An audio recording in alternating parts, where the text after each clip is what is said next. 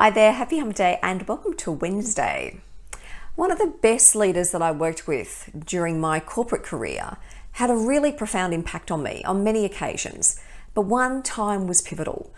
And it was early during my time of working with her, and she pulled me aside and she said, Michelle, I get that you want to do a good job. I get you're focused on the performance and the outcomes of your team. All of that's important. But what's more important is the connection and engagement that you have with your team. Because when you move on to something else, people aren't going to forget what it is you did. All they're going to remember is how you made them feel. Now, for me, that conversation really shifted how I saw my role as a leader. Up until that point, it had been far more focus on the task, less focus on the people. And it was a real wake-up call, because I had to sit back and then really challenge myself. How did I want to lead? How did I need to change so I could more consciously lead? All of that is so important at a time when there's increased uncertainty, heightened complexity. And when you're wanting your organization or your team to change in ways so they get better outcomes, you can't expect people around you to change if you're not prepared to change first.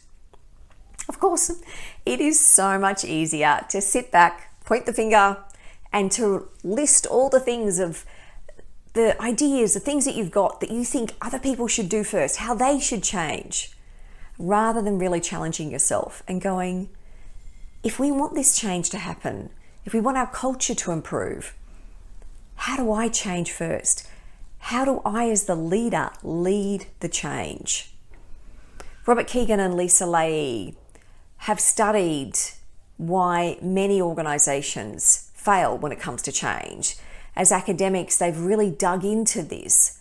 And what they've found is that often there's a gap between what's required of the leader and their own level of personal development. In their book, How the Way We Talk Can Change the Way We Work, they talk about how it's impossible for us to bring about a change in a system, in the organization in which we're working, without changing ourselves first. Now, understanding the change, it's not just about technical skills. It's not just that you need to become a better project manager or you need to become better at finances or process management. This is delving into your mental models, the assumptions, how you see the world, being brave enough to explore the biases you hold that impact how you make decisions. This is looking at the prism that you use to view the world that shapes how you think, react or respond to things, and then ultimately how you act. We all do it. We let assumptions and preconceived ideas dictate decisions. And that's because of the way our brain works. Our brain relies on data points from the past to work out what it needs to do into the future. So if you want the future to be different, it starts by changing how you see the world.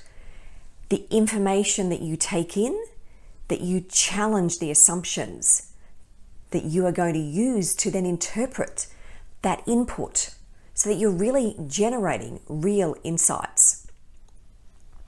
We love to believe as humans that we're logical and factual and very rational, but many times we aren't. And so for you to become a conscious change leader, you need to elevate your level of consciousness. So you're knowing the factors that are influencing, that are driving how you make decisions.